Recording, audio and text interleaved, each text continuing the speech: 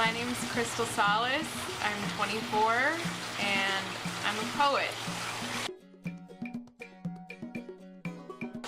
Anyone who knows me knows that I have a really hopeless, unrequited love affair with the poet Frank O'Hara, who is beat poet era, but not quite a beat poet, though he has like love poems to Allen Ginsberg, and I'm super jealous. His poetry I can always go back to. I found it when I was 16 years old. Somebody gave me the poem Lana Turner Has Collapsed, and I don't think I understood poetry. And then I saw that poem, and I think I was sitting in a public place and just like sat on the floor because I couldn't handle it. His poetry is just really accessible to me, and I think accessible to anyone, and it always makes me feel invited. Like I think a great poem should be intimidating, but also like, okay, you can come too, like once you catch your breath. I always go to the body a lot, like body parts, rib cages, teeth, blood. Even though my poems aren't that graphic or gruesome, I don't know, I'm just obsessed with, and have been for a while, the body's ability to remember things that your brain doesn't necessarily remember, and how things are imprinted. I think I'd probably have to say my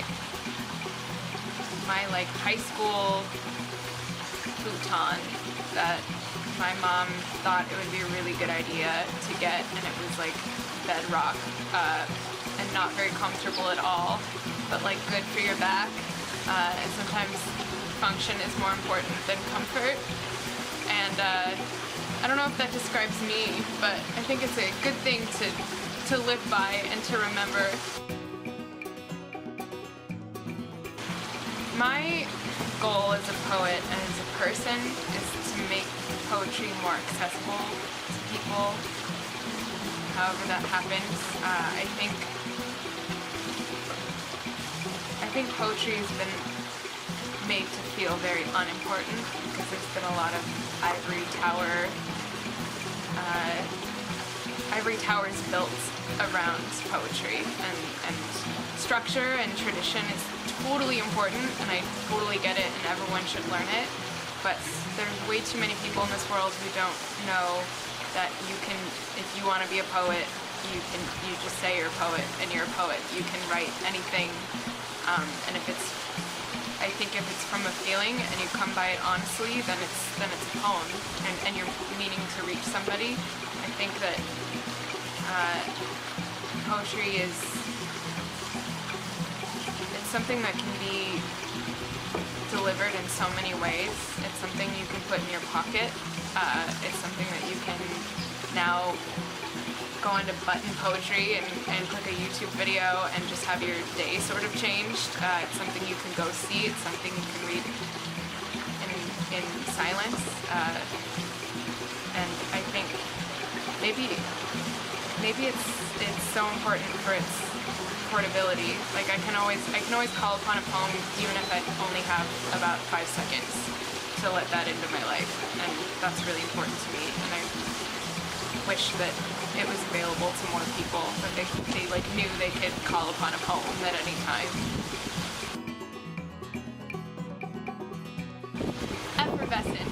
Effervescent is my favorite word in the whole universe, and it was one of the first vocab words I taught my students. My high school students, and I made it really known and important, or really known how important that word was to me and how beautiful it was. And like I described the best people in my life as effervescent, and it's just fun to say. I need to move. So I'll go walk around my neighborhood, go hiking. Anymore, I don't really sit at a desk I'll sit on my bed and write. I can't really sit at a desk and write with a pen for some reason, but if the floor or like the bed isn't working, I'll go walk around my neighborhood with and look like a crazy person who's like spying on the world with a pen and a notebook or with my phone and just type, kind of type and walk. And people probably think I'm checked out and texting while walking and that I'm not seeing the beauty around me, but I'm actually typing a poem. And that's like my favorite workspace, just kind of walking around. Sometimes I'll sing. I don't do it so much anymore, but sometimes words won't even do it. I have to sing somebody else's song to myself, to no one in particular. Not much of a dancer, though I do admire it. Walking isn't really a form of expression, but it's a form of release, and if I don't have, words are just so heavy and important to me, and so if I can't use them, then it's okay for me to be quiet, but I have to release in other ways, like walking around. If you think word artist, it makes it sound visual, and as a poet and as a writer of other forms, I kind of see words in space, spatially, like you would render a painting, and sometimes I just kind of see them as an overlay to whatever's happening, and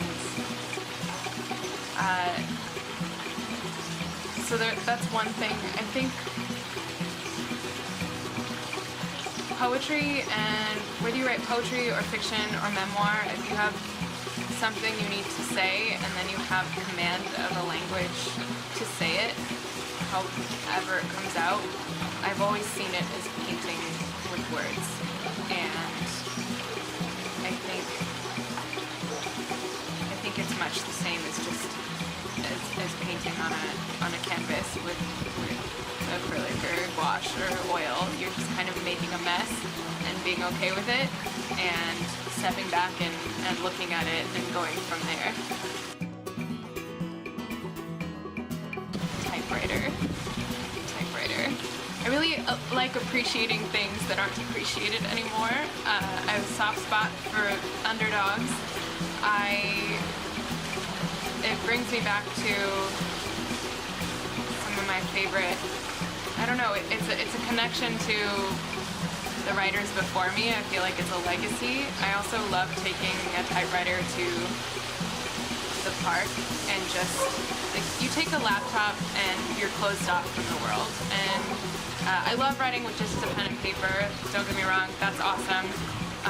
But I'll just take a typewriter to, especially if I go to a new city or I'm visiting a friend and I have some time by myself, I'll go to a park, take a typewriter, and people come up to you and they talk to you, and I'm kind of shy, so I want to talk to people and know people, but I wouldn't go up and do it on my own. But with a typewriter, people will just come up to you and they're so surprised and amazed, and I like writing poems on demand for people, just off the spot, or on the spot, asking them, what's your favorite flower, and writing a poem for them and just giving it to them and probably never speaking to them again. But I think it's kind of like having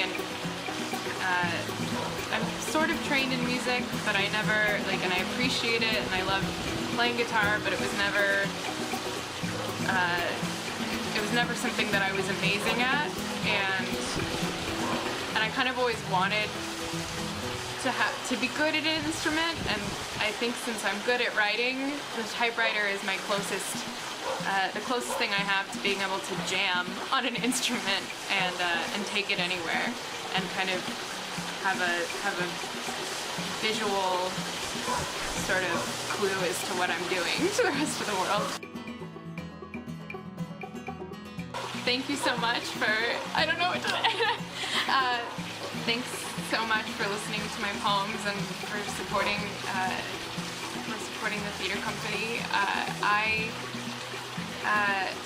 If you want to know more about my work, you can look at littlebirddigs.com for some of of what I'm up to.